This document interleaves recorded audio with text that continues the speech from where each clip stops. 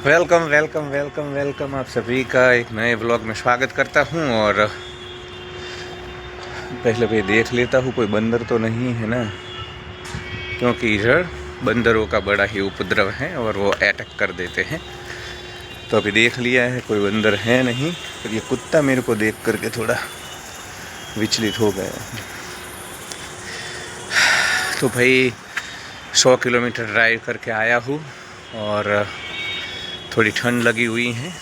पहले सोचा था कि कोई नए व्लॉग का शूटिंग नहीं करना है, परंतु फिर लगा कि ऐसे ही संजोग रहते हैं, जीवन तो ऐसे ही चलता है। तो ये सब भाग दौड़ के बीच में ही हमको वीडियो हमेशा शूट करना चाहिए। तो दोस्तों, आज बात करनी है आचार्य प्रशांत के बारे में, जिनकी दो चीज़ें मुझे सबसे अच्छी लगी हैं, पुनर्जन्म और कर्मफल कल को लेकर के। यहाँ पे जो ढकोसले ये पंथ संप्रदाय वाले चला रहे हैं पिछले 1500 सालों से, 2000 सालों से, और उसके कारण भारतीय समाज को क्या नुकसान हुआ है। पुनर्जन्म और कर्मफल की जो थियरी है वो ज़रूरी भी थी एक समय पे, जब समाज में अराजकता थी, समाज में हिंसा थी, जिसकी लाठी उसकी भैंस। उस प्रकार से जो लोग शक्तिशाली थे वो उसका दुरुपयोग भी करते थे। तब ये ज़रूरी भी था। ऐसा नहीं है कि ये हमेशा प्रासंगिक नहीं रहा है, और पंच संप्रदाय वाले लोगों को चूना लगाने के लिए इसका उपयोग करते रहे हैं।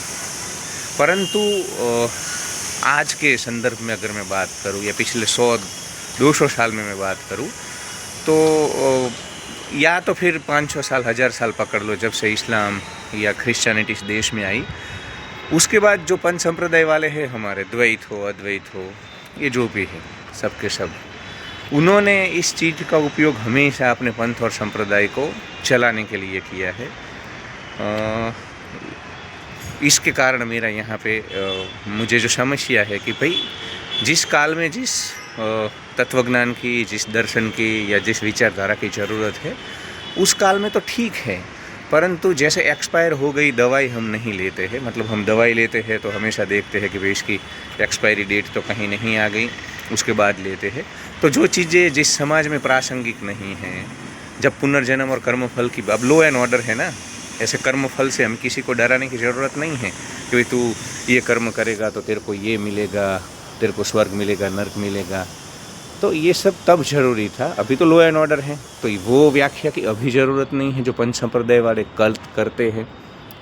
और इनका एक ही उद्देश्य है कि उनको फंड चाहिए भाई, इनको अपना पंच संप्रदाय चलाना है, इनको जल से करने हैं, बड़ी बड़ी कार में घूमना है, तो लोगों को गुमराह करके रखा हुआ है। दूसरा, पुनर्जन्म वाला जो ढकोसला है, उसकी भी अब इतनी ज़रूरत नहीं है, रेशनलिटी बढ़ रही है, कार्बन डेटा बता रहा है कि भाई हम एवोल्यूशन से आए हैं। तो ये मतलब आने वाले दिनों में ये चीज़ें प्रासंगिक नहीं हैं अभी ज़्यादा, और इससे फ़ायदा भी नहीं है भारतवर्ष को। ये पंच संप्रदाय वाले, मैं आपको बोलूँ, उनको कोई मतलब नहीं है ना सनातन धर्म से, ना इस देश की संस्कृति से। इस देश के ऊपर आने वाले किसी भी खतरे को ये झिंगुर मरकट कीड़े मकोड़े देखते नहीं हैं। उनको बस अपना जो पंथ है, संप्रदाय है, उसका जो छोटा सा वाड़ा उन्होंने बनाया हुआ है, वही सुरक्षित रखना है, उसमें ही लोगों को उलझा करके रख देते हैं। और दूसरा ये भी है कि जो लोग पंच संप्रदाय के वाड़ों में मानते हैं, बिलीव करते हैं, वो भी इतने ही दोषी मैं मानता हूँ, क्योंकि वो भी कुंठित हो जाते हैं। अब सनातन में तो मैं आपको बोलूँ कि हमने सभी विचारधाराओं का स्वीकार किया हुआ था। सनातन धर्म में हम सब का स्वीकार करते थे, यही सनातन का मूल तत्वज्ञान है। पर आप देखना, ये पंथ संप्रदाय वाले जो लोग होंगे ना, पता नहीं सनलाइट आ रही है या नहीं आ रही है, तो ये पंथ संप्रदाय वाले जो लोग होते हैं ना, वो बड़े ही संकुचित और कुंठित होते हैं, अपने ही पंथ संप्रदाय की बातें करते हैं। तो इसलिए मुझे आचार्य प्रशांत की ये बात ठीक लगी कि उन्होंने कम से कम सच्ची बात बोल दी, मतलब एक नई थियरी दी। उसको भी मैं थियरी के रूप में ही लेता हूँ, जो आचार्य प्रशांत बात करते हैं कि भाई पुनर्जन्म मतलब सुरेश मर करके महेश नहीं होता, महेश मर करके चमन नहीं होता, चमन मर करके मगन नहीं होता, मगन मर करके कोई पशु पक्षी नहीं बनता। जैसे दरिया में लहरें उठती हैं और लहरें चली जाती हैं, उसी प्रकार हम एक ही बार इधर आए हैं, या तो हमें पता नहीं। तो आचार्य प्रशांत की भी एक थियरी है, जैसे ये दूसरे पंच संप्रदाय कल्ट वाले सब थियरी चला रहे हैं कि भाई पुनर्जन्म है, कर्मफल है, स्वर्ग नर्क है, इहलोक है, परलोक है, वो एक थियरी के रूप में स्वीकार किया। इसी प्रकार आचार्य प्रशांत की भी एक थियरी है। तो आचार्य प्रशांत के जो चेले चपाटे हैं उनको भी मैं बोलना चाहता हूँ कि आप भी ज़्यादा उछल कूद मत करना, आपकी भी थियरी ही है। आपकी थियरी को हमने इसलिए मान्य रख रहे हैं कि अभी के समय के लिए वो ठीक है। आपकी थियरी के कारण और आचार्य प्रशांत की जो ये थियरी है पुनर्जन्म वाली, कि भी पुनर्जन्म तो व्यक्ति का इधर रोज होता है, रोज हमारे मन में बदलाव आता है। हम जैसे 10 साल के थे ऐसे 20 साल में नहीं है, 20 साल में जो हमारे विचार थे वो 30 साल में नहीं है। तो पुनर्जन्म व्यक्ति का होता है, पुनर्जन्म प्रकृति का होता है। जो वो बोलते हैं कि भाई जो खरगोश आज से 5000 साल पहले था वो खरगोश आज नहीं है, आज से 20,000 साल पहले भी होमोसेपियन या मनुष्य था, वो मनुष्य आज नहीं है पर मनुष्यता है। तो कोई व्यक्तिगत पुनर्जन्म नहीं होता। पर पंच संप्रदाय वालों को ये बात पसंद नहीं आएगी ना, क्योंकि वो जो चुना लगा रहे हैं ना भारतीय समाज को, वो तो इसी के ऊपर लगा रहे हैं, इसी के ऊपर इनका पूरा धंधा चल रहा है। क्योंकि आपको लगता है ये जो गुजरात के सारे कथाकार हैं इनको अदानी अंबानी 1 भी रुपया देगा अगर ये ढकोसले नहीं होंगे? ये कथाकार, ये पंच संप्रदाय वाले सब मिलके इनको भी चूना लगाते हैं कि भाई धर्म में पैसा खर्च करो, तुम्हें बाद में ये मिलेगा, कोकिला बहन को स्वर्ग मिलेगा। तो ये सब ढकोसले जो है ना, उसका उपयोग गैर उपयोग हो रहा है। आप समझो, काफ़ी सारे झिंगुर मरकट लप्पू कीड़े मकोड़े मेरी ये बात सुन करके इरिटेट हो जाएंगे और गालियाँ बकने लगेंगे। हे झिंगुर मरकट कीड़ों मकोड़ों, आप पहले सुनो मेरी बात को, उसको समझो। मुझे पुनर्जन्म की व्याख्या से कोई समस्या नहीं है, वो तब के लिए ठीक थी जब समाज में अराजकता थी, समाज में जो जिसके पास शक्ति थी वो समाज को प्रताड़ित करता था। किसी की वो लोग औरतों को भी उठा ले जाते थे जो शक्तिशाली थे, कबीले इधर उधर सब एक दूसरे के साथ मार काट कर रहे थे। तब ठीक है, उनको डराना भी ज़रूरी था। तब अगर मैं उस काल में जन्मा होता तो अभी वो वीडियो बनाता, झिंगुर मरकट कीड़ो मकोड़ो समझो। तो अभी ज़रूरत नहीं है ना, अभी लॉ एंड ऑर्डर है, अभी तुमको किसी को डराने की ज़रूरत नहीं है। तो फिर क्यों वो ढकोसले चलाने हैं? और पंच संप्रदाय वाले तो कभी नहीं बोलेंगे ना, उनको तो फंड चाहिए। उन्होंने तो गाजर, वो जैसे ऊँट के सामने गाजर हम लटकाते हैं आगे, जैसे जैसे ऊँट चलता है हम भी ऊँट के, क्योंकि ऊँट के ऊपर हम बैठे हैं, गाजर भी आगे जाएगा। उसी प्रकार ये गाजर लटका दिया है तुमको चूना लगाने के लिए। तो समझो मेरी बात को, अभी ज़रूरत नहीं है पुनर्जन्म की और कर्मफल की, इस बातों की। तो आचार्य प्रशांत मुझे अच्छे लगे। उन्होंने वैसे पुनर्जन्म की व्याख्या भी अभी के समय के लिए ठीक की है, वही ज़रूरी है। क्योंकि अभी के समय के लिए एक ही जीवन है, छोटा जीवन है, और उसको जी लेना चाहिए। क्योंकि ऑलरेडी इधर बहुत सारे तनाव है, इसमें फिर आप ये पुनर्जन्म में उलझा करके लोगों को और तनाव मिलाएंगे।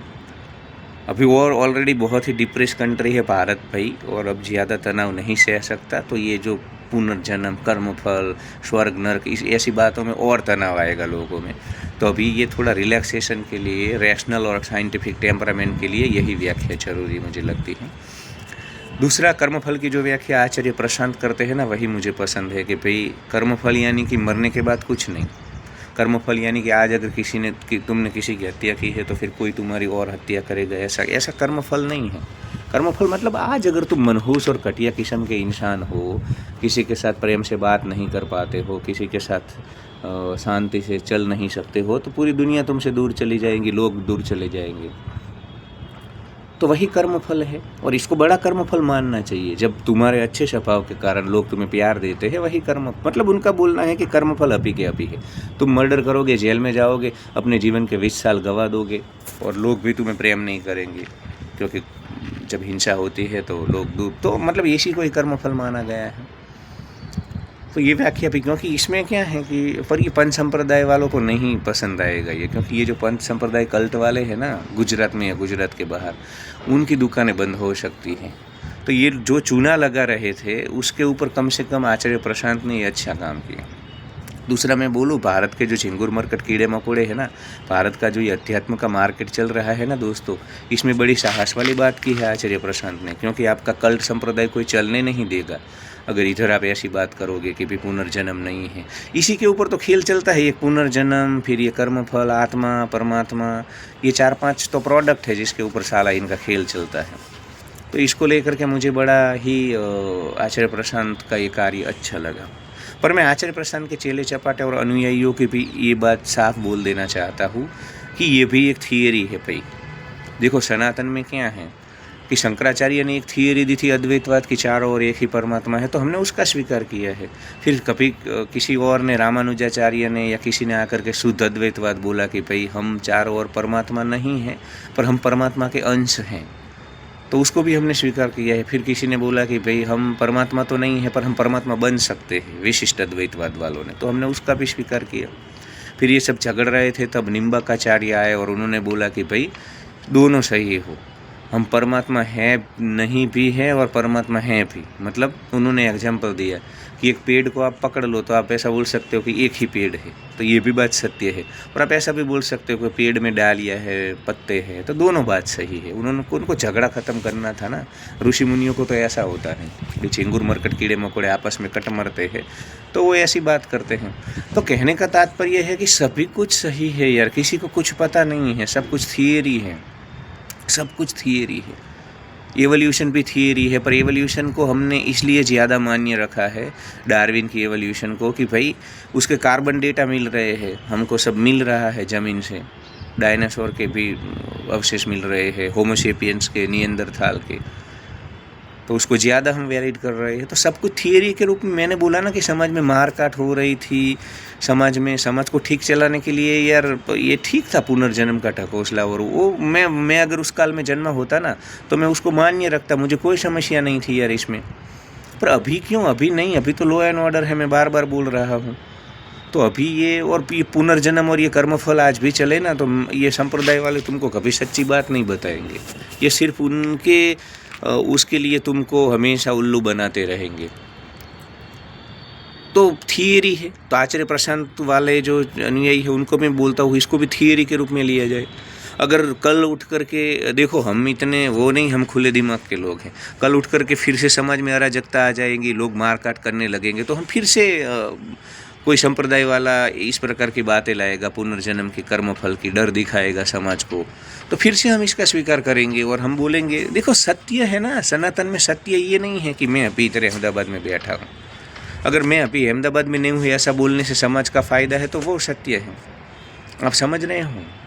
सत्य मतलब फैक्ट नहीं है। फैक्ट और सत्य में, सत्य की व्याख्या है सनातन में जो सत्य की ओर ले जाए, वो सत्य है। तो पुनर्जन्म या कर्मफल की बात करके अगर समाज का भला होता था उसको हमने सत्य माना। जिस चीज़ से भला होता है वो सत्य है, फैक्ट नहीं।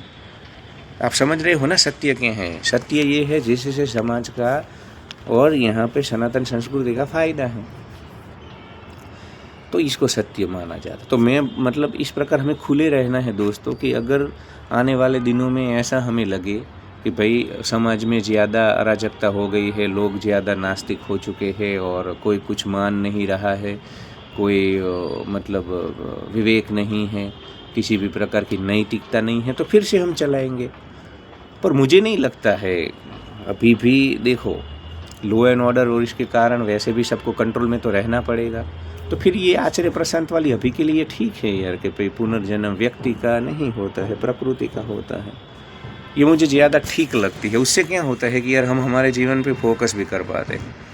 पुनर्जन्म के ढकोसले में क्या होता है, हम इस जीवन को भी ठीक नहीं जी पाते हैं, और ये पंच संप्रदाय वाले वही खेल खेलते हैं हमारे साथ। इस जीवन में तो उनको हमें जीने नहीं देना है। हमें बोलते हैं प्याज नहीं खानी है, लहसुन नहीं खाना है, ब्रह्मचर्य का पालन करना है। तो यार ये सब बातों में ये छोटा क्षण भंगुर जीवन है ना, वो चला जाता है। तो अभी के लिए मेरे हिसाब से यही ठीक है कि भाई हम यही व्याख्या रखेंगे, और कर्मफल में भी मुझे यही ठीक लग रही है। अब मुझे नहीं लगता है कि ये जैन जी और हमारी आने वाली कोई पीढ़ी है वो इस बात का स्वीकार करेंगी कि भाई मृत्यु के बाद आपको मोक्ष मिलेगा, नरक मिलेगा। ये तो वैसे भी अब चलने वाला नहीं है। तो यही व्याख्या ठीक है आचार्य प्रशांत वाली, कि इधर भाई समाज में तुम अच्छे कर्म नहीं करोगे और सबको परेशान करते रहोगे तो तुम्हें कोई बुलाएगा नहीं, और यही कर्मफल होता है। ये व्याख्या मुझे दोनों तो मुझे बड़े ही क्रांतिकारी लगे आचार्य प्रशांत, कि भाई कम से कम उन्होंने समय के हिसाब से बात की, थोड़ा साहस दिखाया।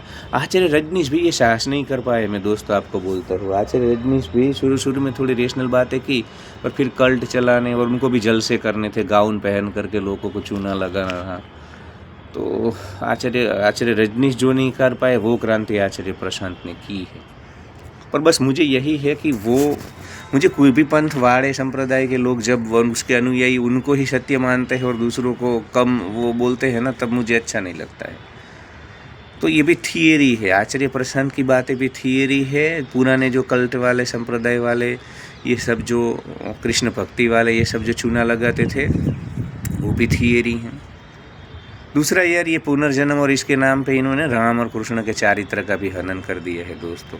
राम और कृष्ण कैसे पौरुष वाले, साहस वाले, शौर्य वाले थे, असुरों का वध कर देते थे। उन्होंने राम और कृष्ण को कैसा प्रेषण कर दिया ये पंच संप्रदाय वाले। देखो ना आप, कृष्ण को निधिवन में नाचता ही दिखा दिया और ये सब नाम जप करते रहेंगे पूरा दिन।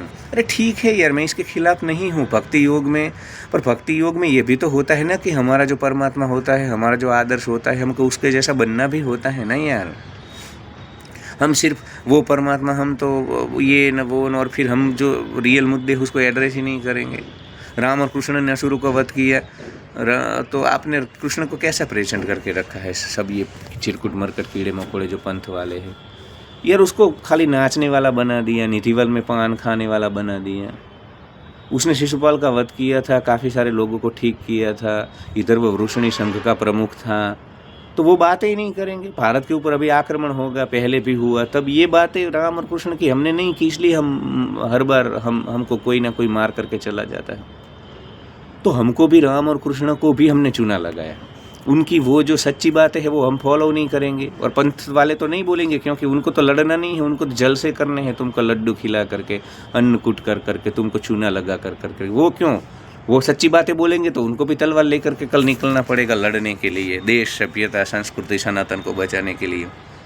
तो यार चूना लग, राम को मर्यादा पुरुषोत्तम, राम मतलब आज भी समझ में कोई ऐसा चिरकुट मरकट कीड़ा मकोड़ा होता है, सीधा सादा भोला भाला तो राम। अरे राम तो यार वो पौरुष साहसी ऐसे नहीं थे जैसा तुम दिखा रहे हो, मर्यादा पुरुषोत्तम थे।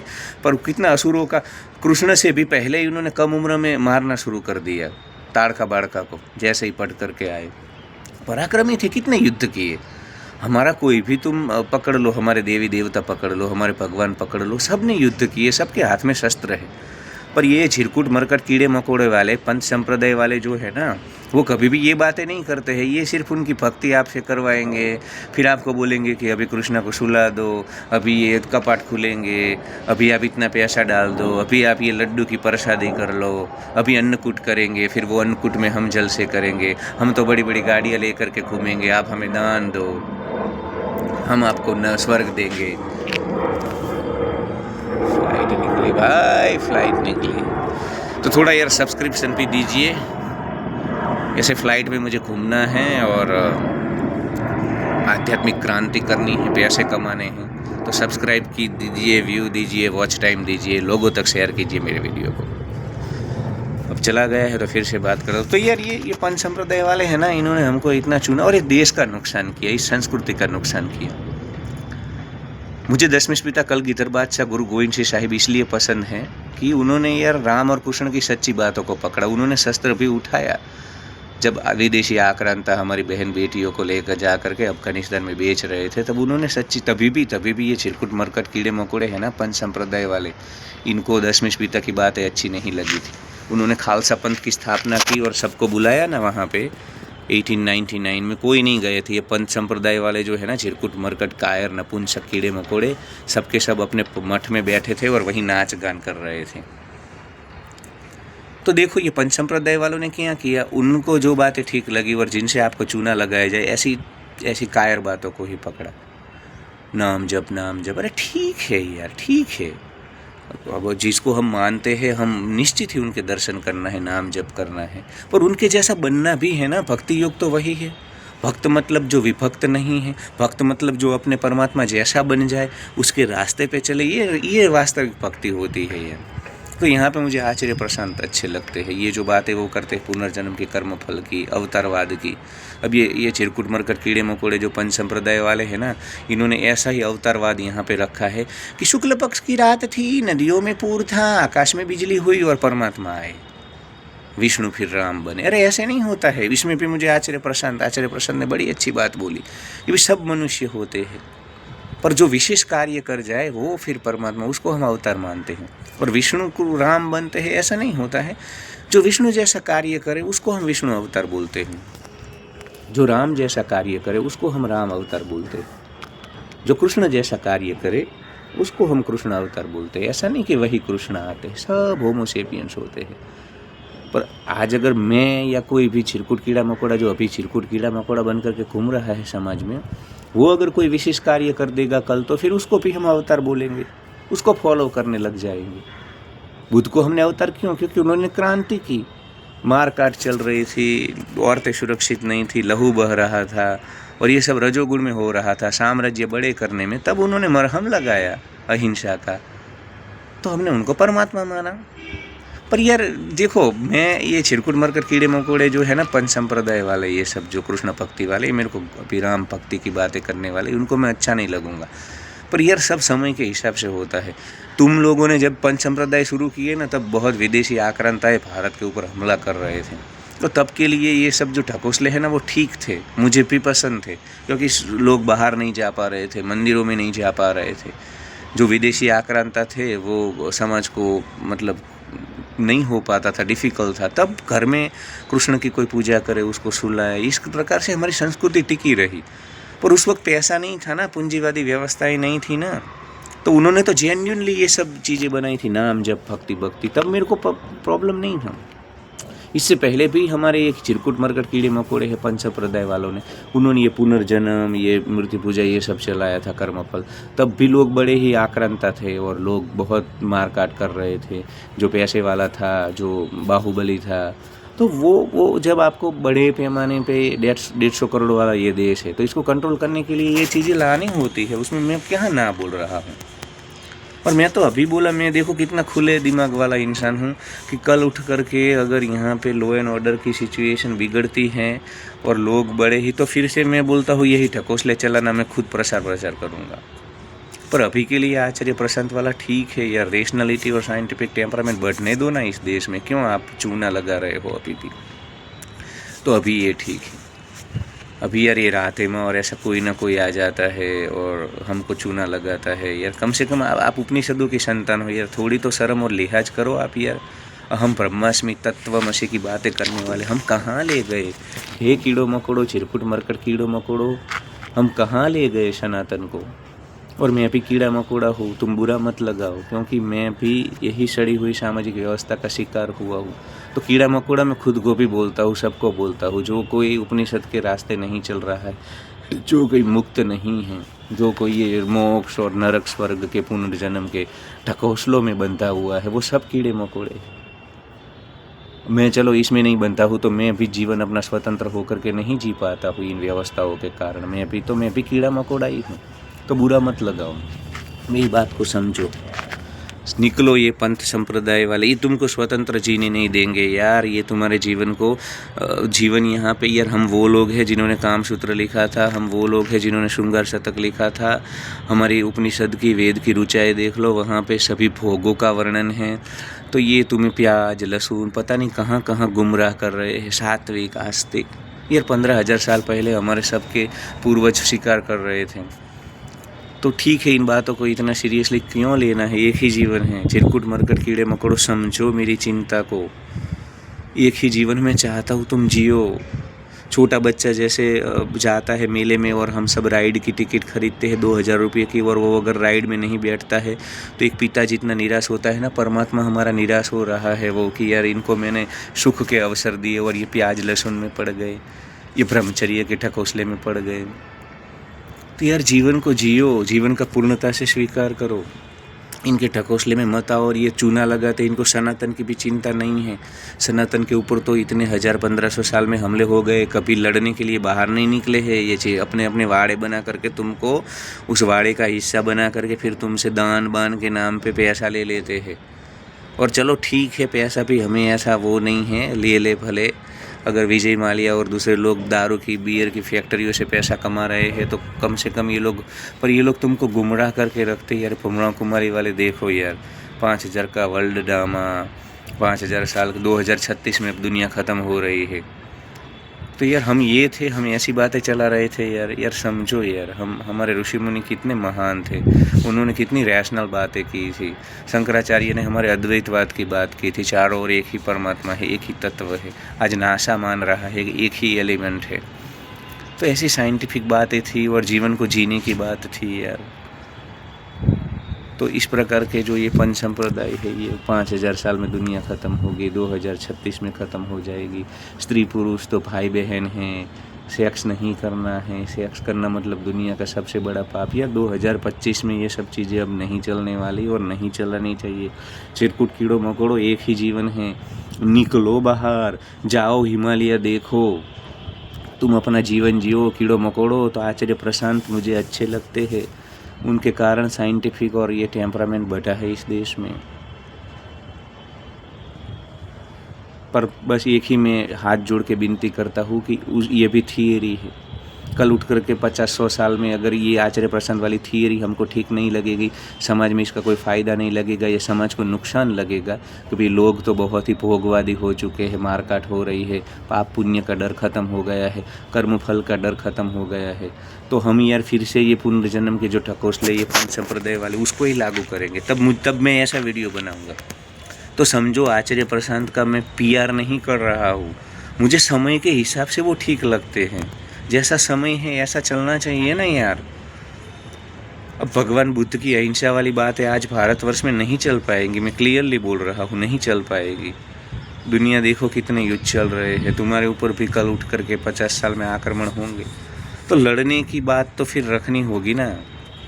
गांधी जी की वो एक कोई तमाचा मारे दूसरा गाल तर दो, नहीं यार, समय के हिसाब से नहीं होता है ऐसा। तो मेरा यही है कि जो समय है समय के हिसाब से। अब देखो सनातन क्या है, मैं आपको बोलूँ, चिरकुट कीड़े मकोड़े तुम समझ नहीं पा रहे हो। हमारे सनातन मतलब जैसा समय है ऐसा हमें दर्शन या फिलोसॉफी माननी है। अब दयानंद सरस्वती ने मूर्ति पूजा का विरोध क्यों किया पता है, चिरकुट कीड़े मकोड़े तुमको? क्योंकि सब लोग जो वास्तविक चीज़ें थी, जो भारत के ऊपर विदेशी आक्रांता हमला कर रहे थे, तो लड़ने की बात कोई नहीं कर रहा था। सब ये मूर्ति पूजा में, मूर्ति को खाना खिलाने में लगे थे, मूर्ति को सुला देते थे, वो कृष्णा को जगा देते थे, कपाट बंद करते खोलते थे, ये ठकोसले चल रहे थे और अन्नकूट करते थे। सब इनको फल बल चढ़ाए भगवान को, फिर वो सब खा रहे थे पंडित लोग। तो तब दयानंद सरस्वती ने देखा कि यार हमको तोड़ा जा रहा है और ये कोई लड़ते नहीं है, ना अंग्रेज़ों के सामने ना विदेशी आक्रांताओं के सामने। तो उनको वो इलाज करना था कैंसर का, मूर्ति पूजा वाले का। क्योंकि मूर्ति पूजा ठीक है यार, वो एक ठीक है, पर वही करना है हमको। तो महापुरुष है ना, समय के हिसाब से दर्शन देते हैं। तो उन्होंने फिर देखो, कैंसर जब बढ़ चुका हुआ होता है तो पूरा ही उसको ठीक करना होता है। अगर मूर्ति पूजा भी चलती और लोग लड़ने के लिए भी तैयार रहते तो दयानंद सरस्वती नहीं, पूरी शस्त्र क्रिया नहीं, थोड़ा ही मतलब ऐसे उंगली काटने से ही काम चल जाता ना, तो पूरा हाथ नहीं निकालते। पर उनको बड़ी सर्जरी करनी पड़ी, क्योंकि कैंसर बढ़ चुका था समाज में, लोगों को बड़े पैमाने पे चूना लगाया जा रहा था, तो उनको बड़ी सर्जरी करनी पड़ी ना। आप समझो प्रैक्टिकली। तो दयानंद सरस्वती मतलब मूर्ति पूजा, अगर वही दयानंद सरस्वती ऐसे काल में आते जब ज़रूरत थी मूर्ति पूजा की, जब अभी लोगों ने शुरुआत की थी, मतलब जंगल में लोग थे, मारकाट कर रहे थे और सभ्यता बनाई थी, कबीले में रहने लगे थे, तब ठीक है। तब उनको शुरुआत के लिए, इनिशियल स्टेज के लिए ठीक है कि भाई ये संसार रूपी जो माया है ना, उससे निकलो और थोड़ा मूर्ति पे फोकस करो, तब के लिए ठीक था। तब दयानंद सरस्वती आते तो वो भी एंडोर्स करते। पर दयानंद सरस्वती उस काल में आए जब सिर्फ मूर्ति पूजा हो रही थी। उपनिषदों की जो लड़ने वाली बात थी, संस्कृति की रक्षा करने वाली बात थी, वो तो हमने साइड में रख दिया था। तो ऐसा होता है, मूर्ति पूजा ठीक है, पर उसके साथ साथ अगर कोई तुम्हारी संस्कृति सभ्यता के ऊपर आक्रमण कर दे तो वो भी तो करना होता है ना यार। तो समझो तुम, जैसा काल होता है वैसे फिलोसॉफी आती है। 10वें पिता गुरु गोविंद सिंह साहिब ने खालसा पंथ क्यों सजाया पता है? ज़रूरत थी लड़ने की। उस बॉर्डर पे हमले हो रहे थे विदेशी आक्रांताओं के, तो उस वक्त फिर ये मठ वाले तो उस वक्त भी अपना तबला बबला लेकर के चले गए थे अंदर मठ में, कोई लड़ने बाहर, वो लोगों को उलझा रखते थे।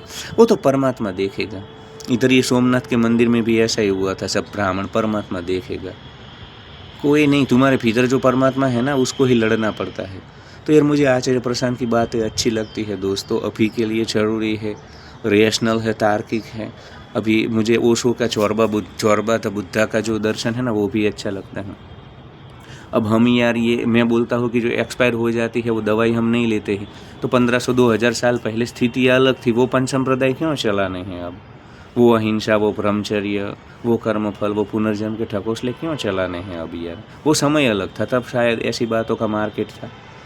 अब तो यार लोग कॉरपोरेट में फंसे हुए हैं, जॉब कल्चर में फंसे हुए हैं, तो चौरबता बुद्धा ठीक है ना ओशो का यार, भोगी और योगी दोनों का समन्वय तो समय के हिसाब से होता है।